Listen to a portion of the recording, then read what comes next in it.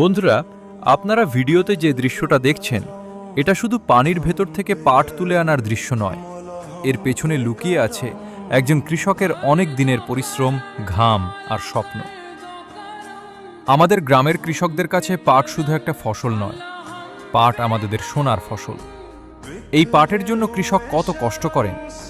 জমি তৈরি করা থেকে শুরু করে বীজ বোনা, পরিচর্যা করা, আগাছা পরিষ্কার করা, তারপর সময় হলে পাট কেটে পানিতে জাগ দেওয়া, প্রতিটি ধাপেই রয়েছে অনেক পরিশ্রম।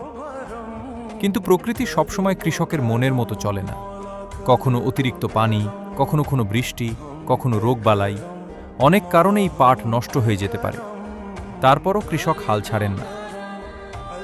আজ দেখুন পানির ভেতর থেকে দুজন মানুষ কি কষ্ট করে পাট তুলে আনছেন।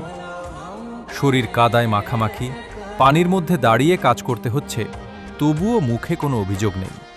কারণ কৃষক জানেন পরিশ্রম ছাড়া ফসল ঘরে আসে না। এই পাটের সঙ্গে জড়িয়ে আছে আমাদের গ্রামের হাজারো পরিবারের জীবিকা। কৃষকের ঘামেই আমাদের মাঠ সবুজ হয়, কৃষকের পরিশ্রমেই আমাদের দেশের কৃষি এগিয়ে যায়। তাই আমাদের উচিত কৃষকের পরিশ্রমকে সম্মান করা। একটা ফসল দেখতে যতটা সহজ মনে হয়, তার পেছনে কৃষকের কত রাত দিনের কষ্ট সেটা আমরা অনেক সময় বুঝতেই পারি না। আর সবশেষে একটা কথাই বলবো, মানুষ চেষ্টা করে, পরিশ্রম করে, কিন্তু ফল দেওয়ার মালিক একমাত্র আল্লাহ।